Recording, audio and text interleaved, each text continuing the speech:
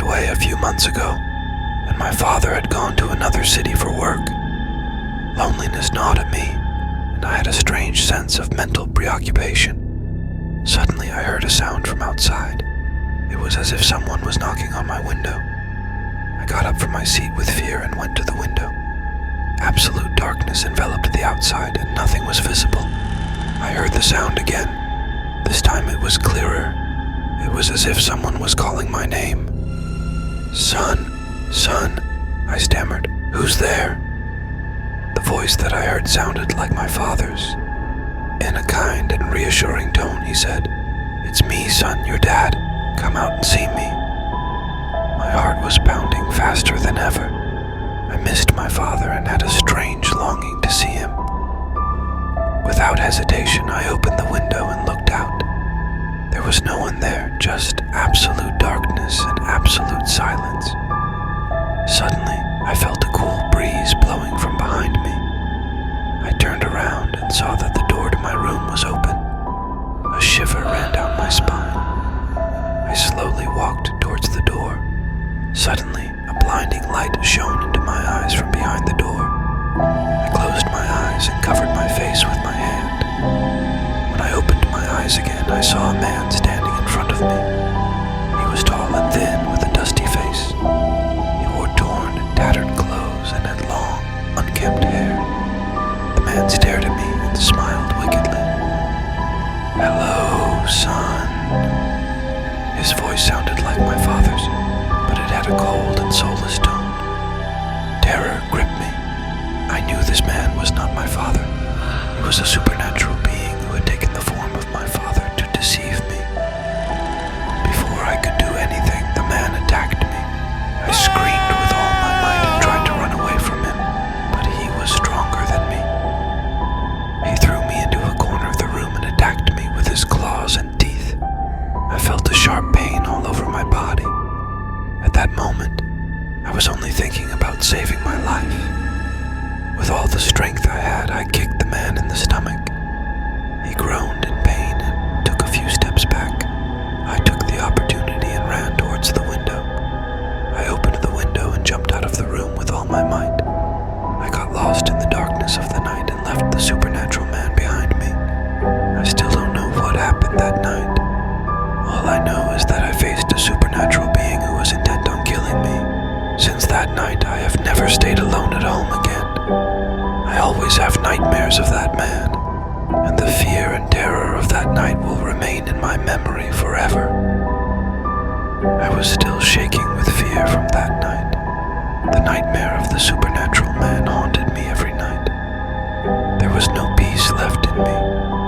I decided to flee the city and seek refuge in a safe place. I remembered a village that I had traveled to with my parents as a child. A peaceful and idyllic village on the mountainside.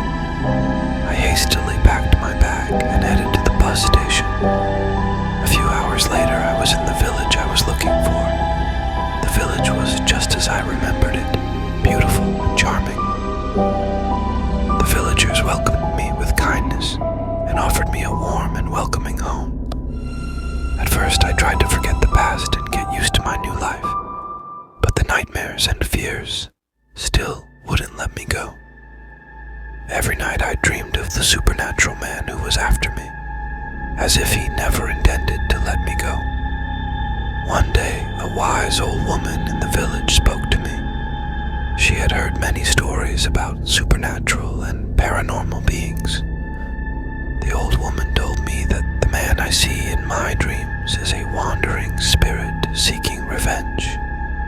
He had been killed in this village years ago, and now his spirit was wandering in search of his killer. The old woman offered me a solution.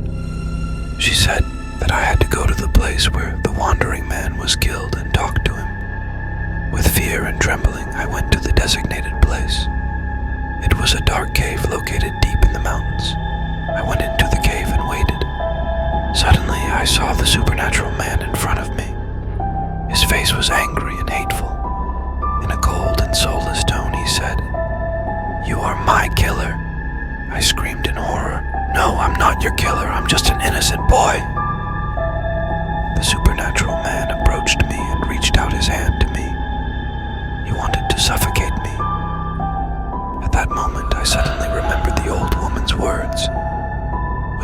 might, I shouted, "I'm not your killer.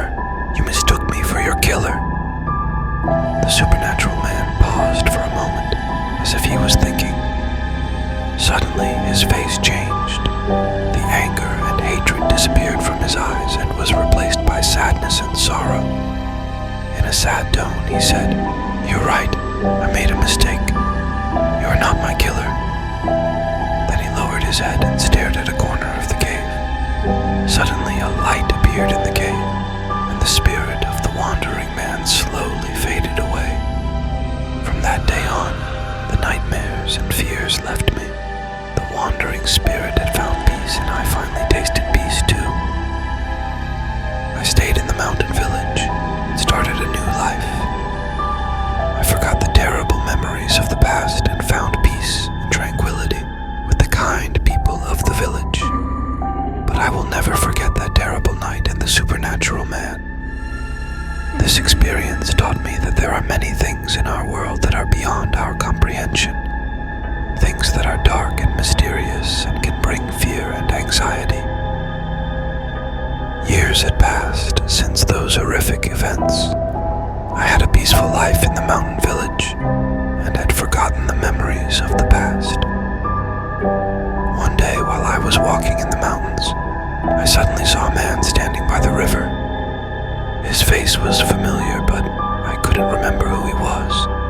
The man stared at me and smiled, a kind and warm smile. Suddenly, I recognized him. It was my father. I could hardly believe it. I hadn't seen him in years. I ran towards him with joy and excitement. My father hugged me, and tears of joy streamed down our faces. I asked him where he had been all these years. My father told me the story of his life.